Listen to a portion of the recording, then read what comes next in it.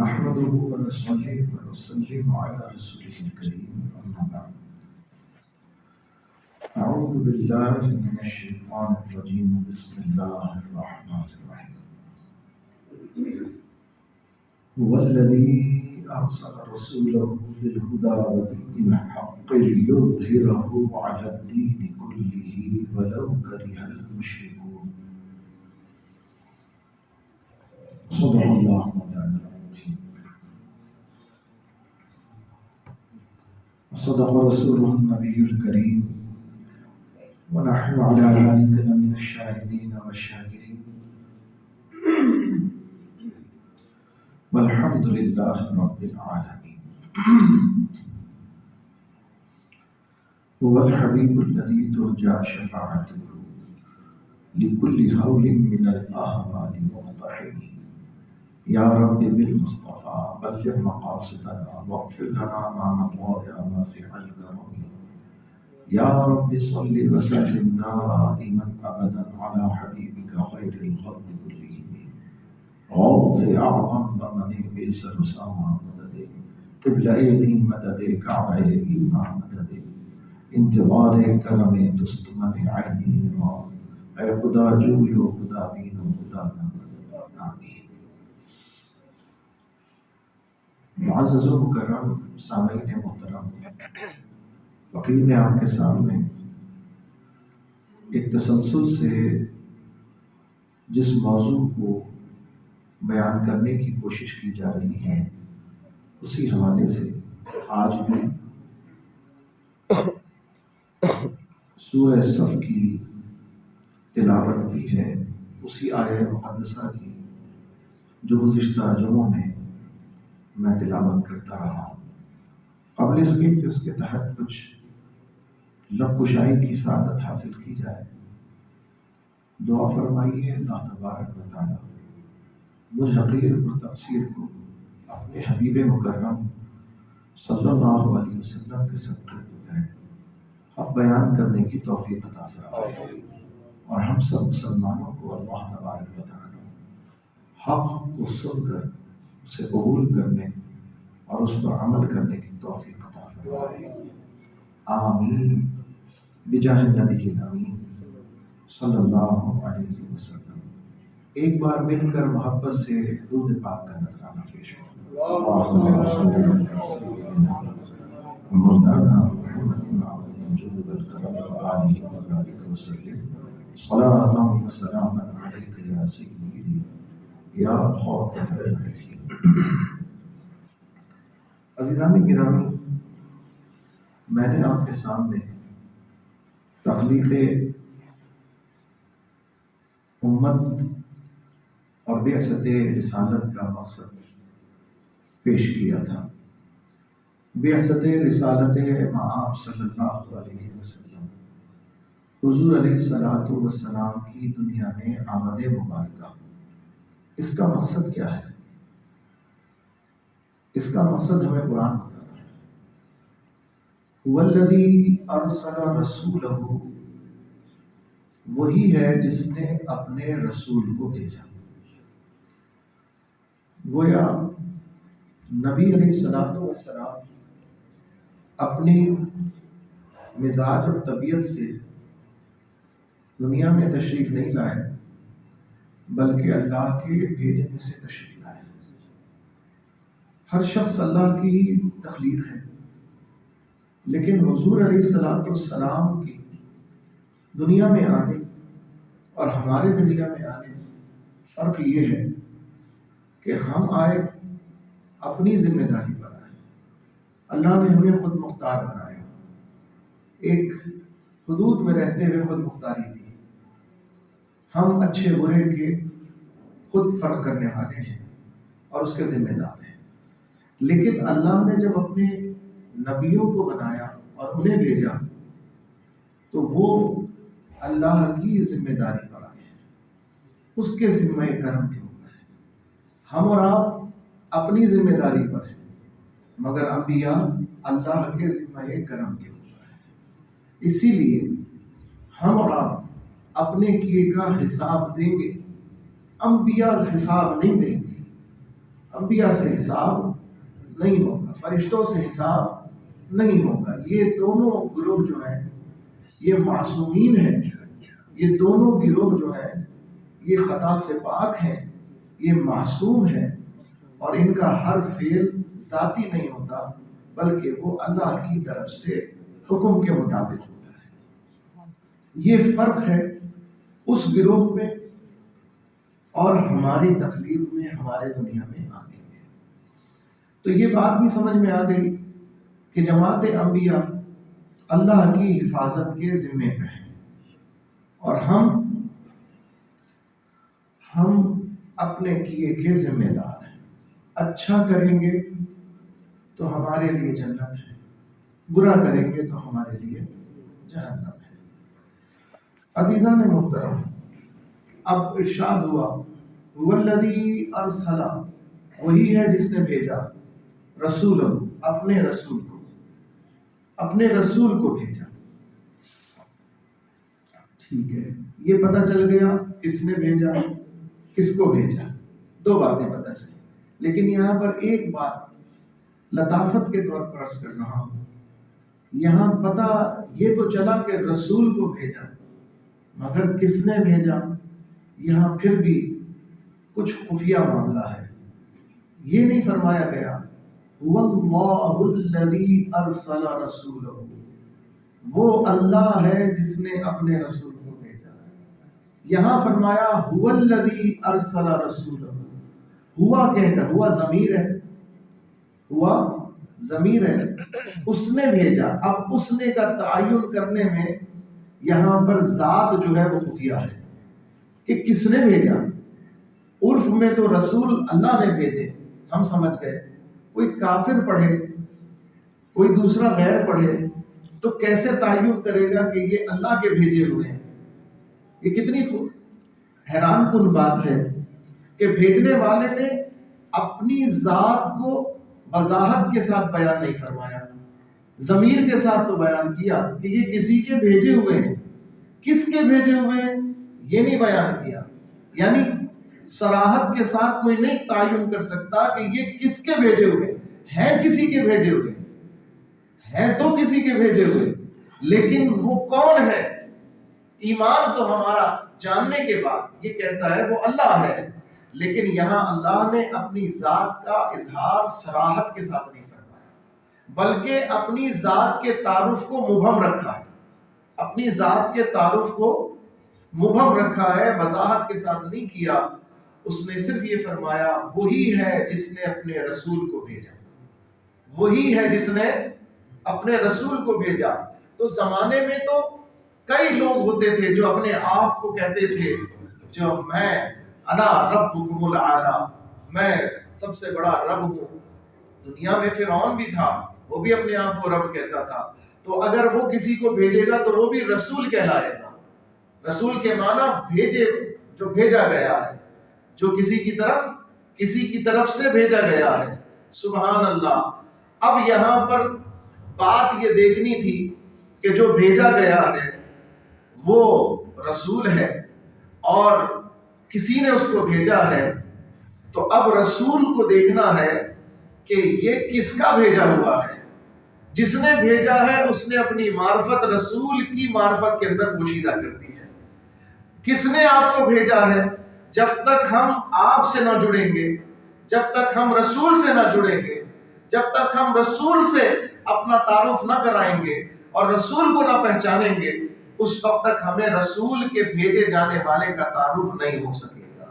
یہاں علماء نے، صوفیاء نے، فقہاء نے اور بزرگان دین نے یہاں یہ بات ہمیں بتائی کہ اللہ تبارک و تعالی کی معرفت، اللہ کی پہچان، اللہ کا تعارف اللہ یہ چاہتا ہے کہ اس کے رسول کے ذریعے سے ہو، اس کے محبوب کے ذریعے سے ہو، اور محبوب کے ذریعے سے اس وقت ہوگا جب پہلے محبوب سے محبت ہوگی، محبوب کا قرب ہوگا، محبوب کی معرفت ہوگی، محبوب کی پہچان ہوگی۔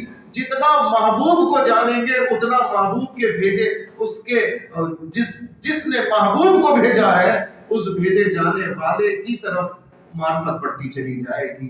یعنی محبوب سے محبت میں اللہ کی محبت پوشیدہ ہے، محبوب کی معرفت میں اللہ کی معرفت پوشیدہ ہے، محبوب کے تعارف میں اللہ کا تعارف پوشیدہ ہے، اور محبوب پر ایمان لانے میں اللہ پر ایمان لانا پوشیدہ ہے۔ یہ وہ ذات ہے کہ پہلے حضور کو دیکھا تو پہچانا، اور اس کی دلیل بکثرت ہوتی ہے، بکثرت واقعات اس پر دلالت بھی کرتے ہیں۔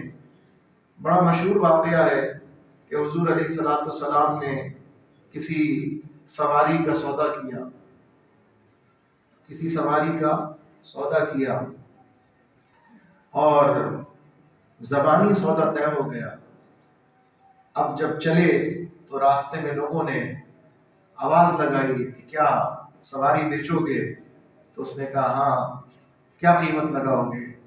تو حضور علیہ السلام نے ٹوکا، فرمایا یہ بات تو ہماری ہو چکی، سودا تو ہو چکا، اب مزید بیچنے کی بات کیا؟ تو اس نے جب یہ دیکھا کہ مجھے پہلے والے سودے سے بڑھ کر آفر آ رہی ہے تو وہ اپنے اس سودے سے پھر گیا، لالچ آ گئی۔ اس نے کہا کہ اے محمد صلی اللہ علیہ وسلم، اگر اس سودے کا آپ کے پاس کوئی گواہ ہے تو آپ بتائیں، ورنہ میں اس کو زیادہ قیمت میں بیچنے کے لیے۔ حضور علیہ الصلوۃ والسلام ابھی اس سے یہی گفتگو فرما رہے تھے کہ مجمع، حضور کو دیکھ کر مجمع ہوا۔ ایک شخص آگے بڑھا اور اس نے کہا یا رسول اللہ صلی اللہ علیہ وسلم، میں گواہی دیتا ہوں کہ آپ نے اس سے سودا کیا ہے۔ اب اس کا مطالبہ تھا گواہ پیش کرے، حضور کی طرف سے گواہی آ گئی۔ لوگوں نے کہا تو جھوٹا ہے، یہ سچے نکلے، تیرا دعویٰ پورا ہو گیا۔ اب جو ہے معاملہ جو ہے وہ اس کے گلے پر آ گیا۔ حضور علیہ الصلوۃ والسلام نے گواہی دینے والے سے فرمایا کہ جب ہم سودا کر رہے تھے اس وقت تم نے یہ دیکھا نہیں تھا، تم نے اس وقت موجود نہیں تھے، تو پھر تم نے گواہی کیوں دی؟ تم نے گواہی کیسے دی حالانکہ سودا کرتے وقت تم موجود نہیں تھے؟ تو انہوں نے کہا، گواہی دینے والے نے کہا یا رسول اللہ صلی اللہ علیہ وسلم، ہم نے آپ کے فرمانے پر، یہ تو سواری کا سودا ہے، ہم نے تو آپ کے فرمانے پر بے دیکھے جنت کا سودا، جنت کا اقرار کر لیا، دوزخ کا اقرار کر لیا، فرشتوں کا اقرار کر لیا۔ ہم نے تو آپ کے کہے پر ان چیزوں کا اقرار کیا جنہیں ہم نے نہیں دیکھا تھا، حتیٰ کہ ہم نے آپ کے کہنے پر رب کا اقرار کر لیا۔ آپ نے فرمایا اللہ وحدہ لا شریک ہے، اللہ ہے جو میرا خالق ہے، اللہ ہے جو میرا مالک ہے، میں اس کا بھیجا ہوا ہوں، میں اس کا رسول بن کر آیا ہوں۔ جب ہم نے آپ کی رسالت کی گواہی دی کہ آپ اللہ کے رسول ہیں، محمد الرسول اللہ صلی اللہ علیہ وسلم، جب ہم نے یہ کہہ دیا انی اشہد انک رسول اللہ، جب ہم نے یہ کہہ دیا کہ میں گواہی دیتا ہوں کہ آپ اللہ کے رسول ہیں، تو اللہ کے رسول ہیں یعنی اللہ کے بھیجے ہوئے ہیں۔ ہمیں کیا پتا کہ اللہ ہے، ہمیں کیا پتا وہ کیسا ہے، ہمیں کیا پتا اس کی ذات کیسی ہے، ہم نے تو آپ کے منہ سے سنا، مان لیا، اقرار کر لیا، پہچان لیا، جان لیا، ایمان لے آئے۔ یا رسول اللہ، جب ہم اس سے بڑھ کر چیزوں کو بغیر دیکھے محض آپ کی زبان سے سن کر مان چکے ہیں، تو ہم اسی زبان سے تو سن رہے ہیں نا کہ میں نے سودا کر لیا، اسی زبان سے تو میں یہ سن رہا ہوں نا کہ میں نے یہ سودا کیا ہے۔ تو جب آپ نے فرما دیا تو پتھر کی لکیر ہو گیا، پتھر کی لکیر بھی مٹ سکتی ہے لیکن آپ کا فرمان جھوٹا نہیں ہو سکتا، آپ کا کلام غلط نہیں ہو سکتا۔ سبحان اللہ، معاملہ مک گیا، لیکن معاملہ یہیں تک نہ رہا۔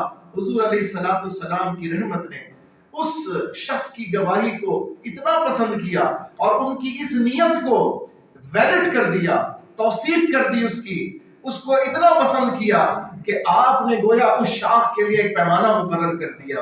آپ علیہ الصلوۃ والسلام نے خوش ہو کر فرمایا اے خزیمہ، ان کا نام خزیمہ تھا، فرمایا اے خزیمہ، آج سے تمہاری گواہی 2 کے برابر ہو گئی ہے۔ ہر شخص کی گواہی 1 کے برابر ہے لیکن تمہاری گواہی 2 کے برابر ہے۔ جس مقدمے میں تم آ گئے، تنہا بھی اگر آؤ گے تو 2 کے برابر تمہاری گواہی متصور کی جائے گی۔ سبحان اللہ، پتہ یہ چلا کہ جو حضور علیہ الصلوۃ والسلام سے والہانہ محبت کرے اور حضور علیہ الصلوۃ والسلام سے والہانہ عقیدت کا اظہار کرے، اس کو سرکار کی بارگاہ سے انعام بھی ملا کرتا ہے۔ انعام بھی بڑا حسین ہوتا ہے اور بڑی منفرد ہوتا ہے۔ حضور علیہ السلام نے ایسے ہی ان کو 2 گواہی کا اختیار نہیں دیا تھا، اس 2 گواہی کا اختیار آگے چل کر امت کے لیے بہت بڑے مارکے کا سبب بننا تھا۔ ایسے نہیں کہ بس دے دیا، انعام بھی دے دیا تو چلو انعام دے دیا بس، اس انعام کی قدر و قیمت تو بہت ہے لیکن اس کا استعمال کوئی بہت اہم چیز کے لیے نہیں ہے۔ ہاں چلو کسی مقدمے میں آ گئے، کھڑے ہو گئے تو گواہی دے دی، نہیں جناب، انہیں ایک ایسے مقدمے میں آنا تھا جس مقدمے میں آنے پر اس قرآن کے اس حیثیت میں آنے کا اسٹیٹس بننا تھا، مجلد قرآن کے اس اسٹیٹس میں آنے کا جو مقام جو اس وقت یہ ہمارے ہاتھ میں مجلد قرآن ہے، یعنی یہ پورا جمع شدہ مدون قرآن ہے۔ اس قرآن کی تدوین حضور علیہ السلام کے وصال اقدس کے بعد ہوئی، جناب صدیق اکبر کے زمانے میں ہوئی۔ یہ پہلے قرآن اسکیٹرڈ تھا، کسی کے پاس 2 سورتیں، کسی کے پاس 1 سورت، کسی کے پاس 1 آیت، کسی کے پاس 10 آیت، جس کو جہاں موقع ملا تھا وہ نزول قرآن کے وقت لکھوا کے اس کو دے دیا گیا تھا، یا نزول قرآن کے وقت وہ لکھتا چلا گیا تھا۔ کسی نے کپڑے پہ لکھا، کسی نے چادر پہ لکھا، کسی نے چمڑے میں لکھا، کسی نے چھال پر لکھا، کسی نے کھال پر لکھا، نہ جانے کہاں کہاں بکھرا ہوا تھا قرآن۔ صرف سینوں میں جو محفوظ تھا اس سے قرآن کی ترتیب موجود تھی، لیکن قرآن لکھا ہوا ترتیب میں موجود بظاہر نہیں تھا، ایک جگہ نہیں تھا، پھیلا ہوا تھا، منتشر تھا۔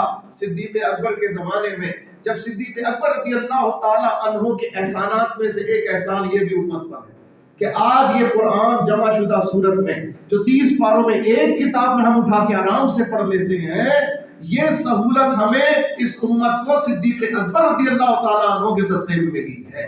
یہ ان کا احسان عظیم ہے، اور انہوں نے وہ بکھرا ہوا قرآن جو نزول قرآن کے وقت کاتبین وحی نے لکھ لیا تھا، اس بکھرے ہوئے قرآن کو جمع کر کے ایک جلد میں، ایک جلد کے اندر اس کتاب کی طرح ایک جلد کے اندر جو ترتیب دیا وہ صدیق اکبر رضی اللہ عنہ کی ذات ہے۔ مگر یہ کام کتنا مشکل تھا، آپ اندازہ لگائیے کتنا مشکل تھا کہ ایک صحابی کہیں رہتا ہے، ایک صحابی کے کسی کے پاس سورہ ملک ہے، کسی کے پاس سورہ یاسین ہے، اچھا پوری سورت بھی نہیں ہے، کسی کے پاس ایک سورت کا کچھ جزو ہے، کسی کے پاس اسی سورت کا دوسرا جزو ہے، لیکن سب کو جمع کر اعلان کرایا، کمیشن بٹھایا، 2 رکنی کمیشن بیٹھا جو خود حافظ قرآن تھا اور سب سے بہترین حافظ قرآن تھے، جن کا قرآن سب سے پکا تھا، وہ 2 تھے۔ وہ بیٹھ کوئی قرآن شریف لے کر آتا، میرے پاس یہ لکھا ہوا ہے حضور علیہ السلام کے زمانے میں لکھا تھا، اچھا تم اس کا کوئی گواہ بھی لے کر آؤ، خود بھی آؤ لے کر آؤ، ساتھ میں ایک گواہ بھی لاؤ، ہاں تمہارے سامنے یہ لکھوایا گیا تھا۔ یعنی کتنی حفاظت اس کے جمع، کہیں کوئی اپنی طرف سے کوئی عبارت جمع نہ ہو جائے، کہیں کوئی غلطی نہ ہو جائے۔ پھر وہ عبارت آنے کے بعد حفاظ اس کی تلاوت کرتے، ہاں یہ عبارت ہمارے سینے والے قرآن سے میچ کر رہی ہے کہ نہیں میچ کر رہی، پھر اس کی تلاوت ہوتی۔ جب وہ تلاوت میں ہو جاتا تو اب اس کو سنکرونائز کر لیتے، اب اس کو اسی ترتیب سے لکھ لیا جاتا، پہلے والے سے ملا کر اس کو لکھ لیا جاتا۔ سبحان اللہ، پورا قرآن مکمل ہو گیا، پورا قرآن مکمل ہو گیا، 6664 آیات مکمل ہو گئی، 6600، لیکن قرآن میں 6666 آیات، 6664 مکمل ہو گئی، 2 باقی۔ اعلان ہو رہا ہے بھئی یہ 2 تلاوت میں 2 آ رہی ہیں، ترتیب میں جو جمع ہوا اس میں 2 کا کوئی کاتب نہیں آیا، کوئی لے کر نہیں آیا۔ وہ 2 آیات کس کے پاس ہے؟ کب لکھوائی تھی حضور نے؟ کہاں گئی وہ 2 آیات؟ اعلان ہوا، ایک صحابی رسول تشریف لے گیا، ان کے پاس کسی صورت میں لکھی ہوئی 2 آیات تھی۔ وہ 2 آیات کون تھی؟ سورہ توبہ کی آخری 2 آیات، لقد جاءکم رسول من انفسکم عزیز علیہ ما عنتم حریص علیکم بالمؤمنین رؤوف الرحیم، یہ پہلی آیت۔ فَإِن تَوَلَّوْا فَقُلْ حَسْبِيَ اللَّهُ لَا إِلَٰهَ إِلَّا هُوَ عَلَيْهِ تَوَكَّلْتُ وَهُوَ رَبُّ الْعَرْشِ الْعَظِيمِ۔ یہ دوسری آیت، سورہ توبہ کی آخری 2 آیات، اور یہ کمال کی آیات ہیں۔ انہی میں تو سرکار کو رؤوف و رحیم فرمایا گیا، انہی میں تو سرکار علیہ السلام کے کئی وصف بیان ہوئے کہ یہ مومنوں پر بڑے شفیق ہیں، مومنوں کی بھلائی کے اتنے چاہت ہے ان کے دل میں، اتنے چاہت ہے کہ قرآن میں ان کو حریص کہا گیا، عربی کا حریص، کہ یہ مومنوں کی بھلائی کی ایسی چاہت رکھتے ہیں جیسے کوئی دنیا میں مال کی چاہت رکھتا ہے، یہ مومنوں کی بھلائی کی چاہت رکھتے ہیں۔ اور پھر فرمایا تمہارے پاؤں میں کانٹا بھی چبھ جائے گا تو میرے محبوب کو تکلیف ہوگی، مومن کے پیر میں کانٹا بھی چبھ جائے، عزیز علیہ ما عنتم، یہ اتنے شفیق ہیں کہ تمہارا مشقت میں پڑنا ان کو تکلیف دیتا ہے، تمہارا تکلیف میں آنا انہیں تکلیف میں مبتلا کر دیتا ہے۔ بالمؤمنین رؤوف الرحیم، مومنوں پر ایسے ہیں کہ جیسے اللہ رؤوف ہے، اللہ رحیم ہے۔ اللہ نے اپنے یہ 2 خاص نام اس سورہ مبارکہ کی برکت سے محبوب کو بھی عطا فرمایا۔ اللہ ہونے میں رؤوف ہے، اللہ خالق ہونے میں رؤوف و رحیم ہے، اور اس نے اپنی عطا سے محبوب کو خلقت میں رؤوف و رحیم بنا، یعنی صفات الہی کا مظہر ہے، اللہ کی صفات کا مظہر ہے۔ اللہ رحیم رحم کرنے والا، محبوب رحمت للعالمین ہے، ورب العالمین ہے، یہ رحمت للعالمین۔ یہی سورہ مبارک ہے۔ اللہ فرماتا ہے اگر اس کے بعد کوئی پھر جائے، فَإِن تَوَلَّوْا، اگر کوئی پھر جائے، فَقُلْ، محبوب تمہاری طرف نہ آئے، اتنی تمہاری شان دیکھ کر، شفقت دیکھ کر، رحمت دیکھ کر بھی اگر کوئی تم سے 2 نمبری کرے، اگر کوئی تم سے دغا کرے، اگر کوئی تم سے پھر جائے تو کہہ دو، فقل، کہہ دو، حسبی اللہ، میرے لیے اللہ ہے، میرے لیے اللہ ہے۔ تو عزیزان محترم، یہ 2 آیتیں وہ لے کر آ گئے، وہ لے کر آ گئے، آئے تو اکیلے آئے، حالانکہ شرط کیا تھی؟ ایک گواہ بھی لانا، ایک تو خود گواہ، لکھی ہوئی چیز ان کے پاس موجود، اور ایک گواہ بھی لانا ہے۔ اب آئے تو کتابت دکھائی، کتابت چیک ہوئی، ہاں بھائی لقد جاءکم رسول من انفسکم، یہی 2 آیتیں رہ گئی تھیں، ماشاءاللہ آپ لے آئے، تو جناب اصول کے مطابق گواہ بھی پیش کریں، درود شریف پڑھیں۔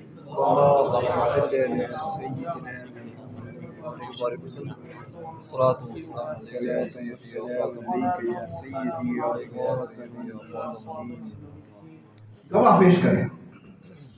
انہوں نے مسکرا کر کہا مجھے پہچانا نہیں؟ سبحان اللہ، سبحان اللہ، میں خزیمہ ہوں،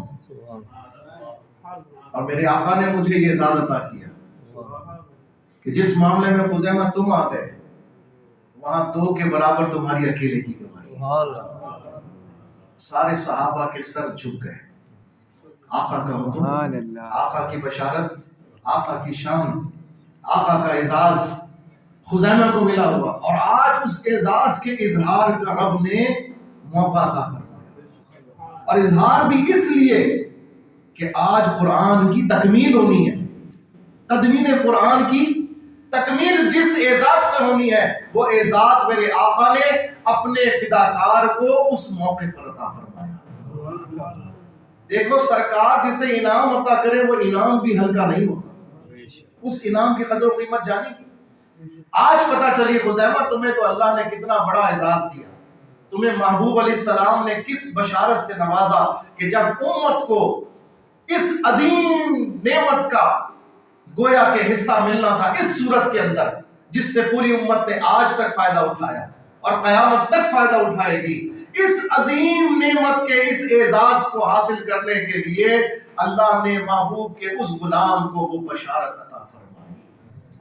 حضرت خزیمہ رضی اللہ تعالی عنہ تشریف لے آئے، بس آپ نے گواہی دی، قرآن مکمل ہو گیا۔ قرآن جمع کرنا نزول کے اعتبار سے مکمل ہے، لیکن تدوین کے اعتبار سے نامکمل تھا، جمع کے اعتبار سے نامکمل تھا۔ اب قرآن کی ایک بک تیار ہو گئی، اب قرآن کی ایک بک تیار ہوئی، یعنی اب ریفرنس کے لیے ایک بک موجود ہے۔ اب کوئی بھولے گا، اٹکے گا، بھٹکے گا تو آ کر کتاب کو کھول کر دیکھ لے گا، کتاب سے دیکھ لے گا، کتاب کو پڑھ لے گا۔ حضرت عثمان غنی کے زمانے میں اس کے 7 نسخے بنے۔ کتنے؟ 7 نسخے بنے، اس لیے انہیں بھی جامع القرآن کہا جاتا ہے، انہیں بھی جامع القرآن۔ لیکن سب سے پہلے جامع القرآن کون ہے؟ سیدنا ابو بکر صدیق رضی اللہ تعالی عنہ۔ یہ قرآن صدیق اکبر رضی اللہ تعالی عنہ سے جب وصال ہوا ان کا، تو حجرہ نبوت کے اندر آ گیا، ام المومنین کے پاس آ گیا اور ام المومنین کے پاس رہا۔ جب سیدنا عثمان غنی کا دور آیا، انہوں نے ان سے وہ قرآن شریف منگایا، اس کے 7 نسخے بنوائے۔ ایک تو وہ 6 اس کی کاپیز، فوٹو کاپی تو تھی نہیں، فوٹو کاپیئر مشین تو تھی نہیں، ہاتھ سے ہی لکھنا تھا۔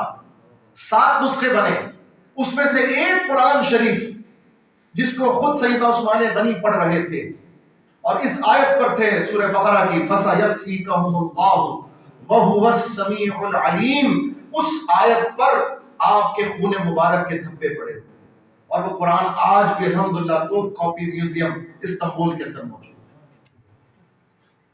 اللہ تعالیٰ سب کو زیارت عطا فرمائے۔ وہ قرآن بھی موجود ہے جو نسخہ عثمانی کہلاتا ہے، جو نسخہ عثمانی کہلاتا ہے۔ اور اس کے بعد پھر اس قرآن کی پبلشنگ حضرت علی کے زمانے میں، پھر دیگر خلفاء، اور خلفاء کے بعد عمراء، ملوک کے زمانے میں، بادشاہوں کے زمانے میں ہوتی رہی، ہوتے ہوتے الحمدللہ آج ہمارے سامنے بھی موجود ہے۔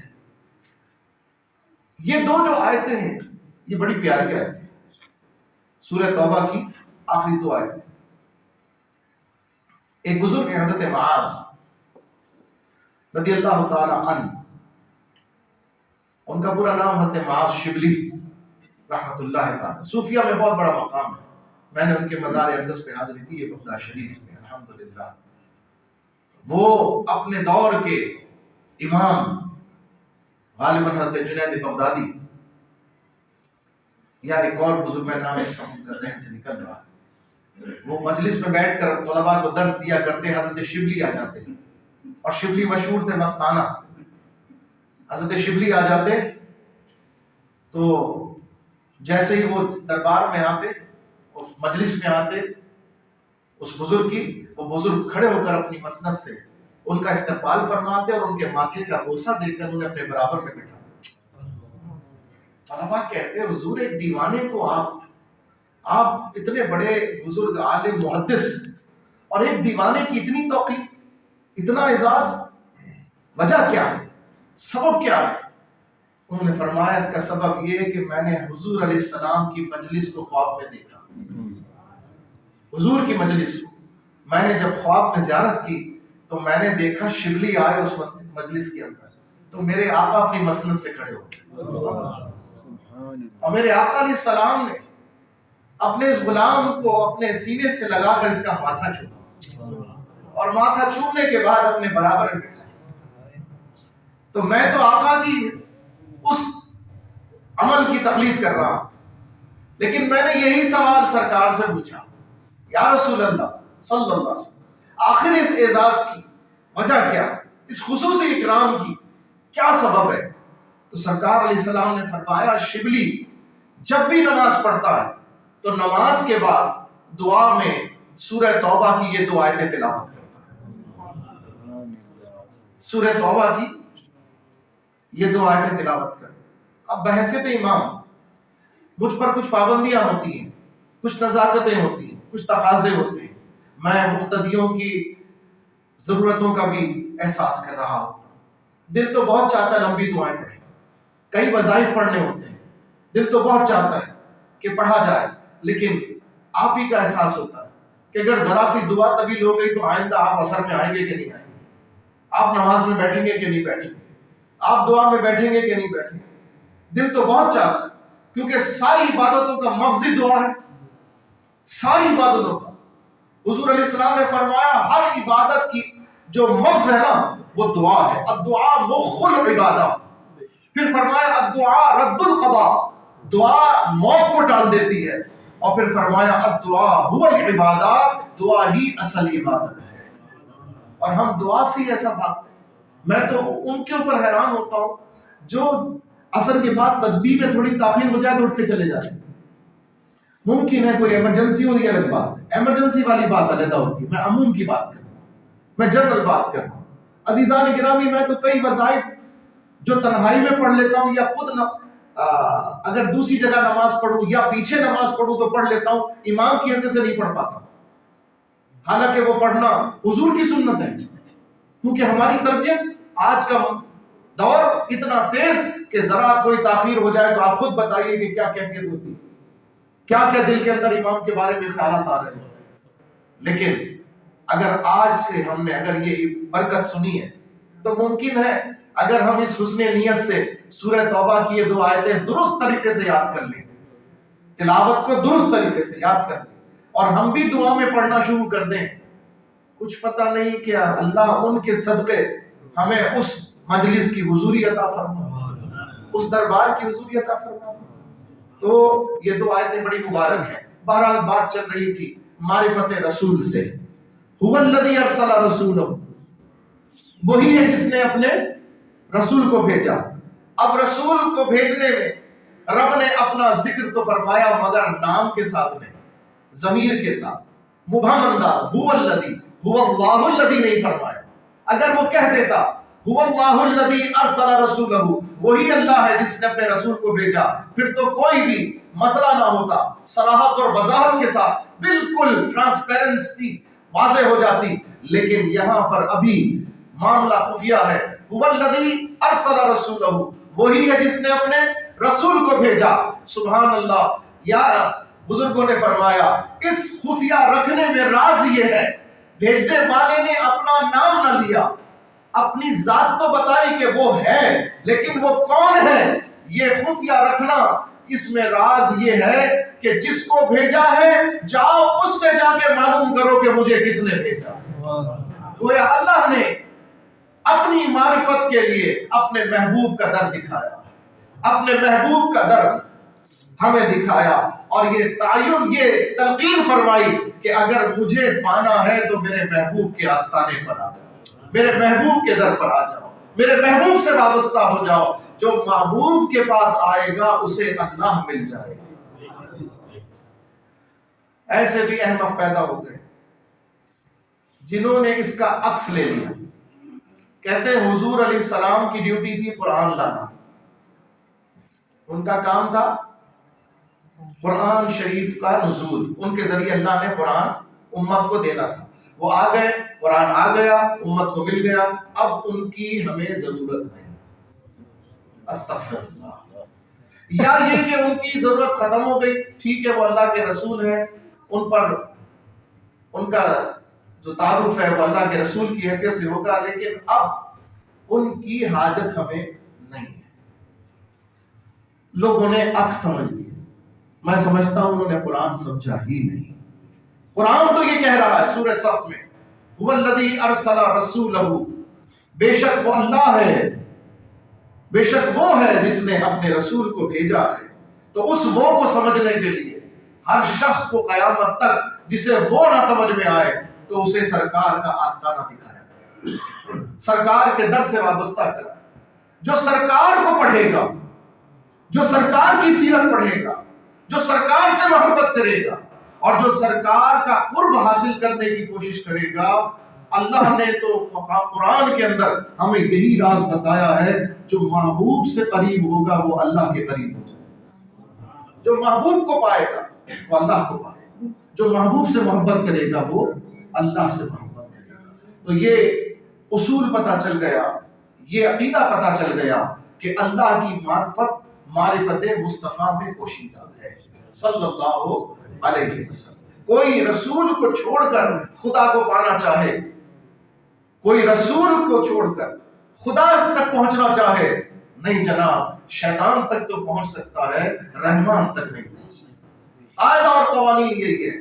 اور اس کی ایک اور مثال اگر آپ نے دیکھنی ہو، توجہ فرمانی ہو، تو آپ دیکھیں نا، اللہ نے اگر ہدایت دینی، کیا اس کے قدرت سے باہر تھا کہ وہ جس طرح لفظ کن فرمائے تو فیکون ہو جائے، ایک لمحے میں سب کچھ ہو جائے، عدم سے وجود میں آ جائے، تو وہ فرماتا سب سدھر جاؤ، سب مومن ہو جاؤ، تو کیا سب مومن نہ ہو جاتے؟ سب نہ سدھر جاتے؟ سب ہدایت یافتہ نہ ہو جاتے؟ لیکن اس نے ہدایت کا رستہ، ہدایت کا پیغام دینے کے لیے اپنے محبوبوں کی جماعت کو مقرر کیا۔ اس نے اپنا پیغام دینے کے لیے جماعت انبیاء کو بیچ میں ایک میڈیم بنایا۔ بندوں اور رب کے درمیان میڈیم کون ہے؟ جماعت انبیاء۔ ہمیں رب کا پتہ کس سے چلا؟ خود سے نہیں چلا، ہمیں انبیاء سے پتہ چلا، ہمیں نبی سے پتہ چلا۔ نبی علیہ السلام نے ہمیں بتایا کہ اللہ ہے، وہ کیسا ہے، اس کی شان کیسی ہے، اس کی قدرت کیسی ہے، اس کا اختیار کیسا ہے، حتیٰ کہ اس کا حسن و جمال کیسا ہے۔ ہمیں رب کی محبت کا جو بھی صلہ ملا ہے وہ دامن مصطفیٰ سے ملا ہے، در مصطفیٰ سے ملا ہے، دامن مصطفیٰ سے۔ تو اگر کوئی دامن مصطفیٰ، در مصطفیٰ کو چھوڑ کر رب کو پانے کی کوشش کرے، کیا رب اسے ملے گا؟ ہرگز نہیں ملے گا۔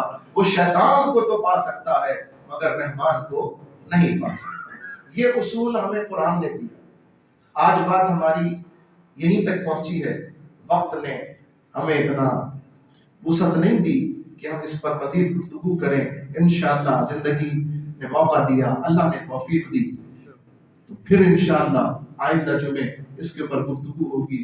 ہاں البتہ ایک اہم بات میں آپ کے سامنے رکھنا چاہتا ہوں، آپ کے علم کے لیے اور آپ کی معلومات کے لیے، اور ابھی میں اس کا پھر بھی اعلان کروں گا، نماز کے بعد بھی اعلان کروں گا کہ چونکہ مسجد کے نمازیوں کی اور بالخصوص ہمارے امام صاحب کی توجہ دلانے پر بھی اور انتظامیہ سے مشاورت کرنے پر بھی کچھ ضرورت کے تقاضوں کے مطابق بھی نماز جمعہ کے وقت میں تبدیلی کرنے کا ارادہ ہے۔ یعنی ابھی نماز 2:30 بجے جماعت ہو رہی ہے، ارادہ یہ ہے کہ آئندہ جمعے سے 2 بجے ادا کی جائے۔ آپ اس کی تائید فرماتے ہیں؟ آپ کے لیے آسانی ہوگی انشاءاللہ تعالی۔ تو اگر آپ سب اس میں متفق ہیں تو انشاءاللہ تعالی اگلے جمعے سے گفتگو 1 بجے، گفتگو انشاءاللہ 1 بجے شروع ہوگی، اور نماز جمعہ خطبہ جو ہے انشاءاللہ وہ 1:45 بجے کے بعد شروع ہوگا، اور 2 بجے ٹھیک انشاءاللہ جماعت کا اعادہ کیا جائے گا، جماعت قائم کی جائے گی۔ ابھی چونکہ کچھ لوگ نہیں آئے ہیں، انشاءاللہ نماز کے بعد میں پھر اعلان کر دوں گا، اور آپ کو بھی پتہ چلے، آپ کے بھی کچھ دو احباب ہوں ان کو بھی بتا دیں۔ انشاءاللہ نماز جمعہ آئندہ جمعے سے مسجد فیضیہ میں 2 بجے ادا کی جائے گی انشاءاللہ تعالی۔ اللہ تبارک و تعالی ہمارا آنا بھی قبول فرمائے، دین کو سننا سمجھنا اور سکھانا بھی قبول فرمائے۔ تاجدار ختم نبوت زندہ باد، زندہ باد، زندہ باد۔ من سب نبیا فقرو لبیک لبیک لبیک یا رسول اللہ، لبیک لبیک لبیک یا رسول اللہ، لبیک لبیک لبیک یا رسول اللہ صلی اللہ علیہ وسلم۔ رہے گا یوں ہی ان کا چرچا رہے گا، بڑے خاک ہو جائیں جل جانے والے۔ وآخر دعوانا الحمدللہ۔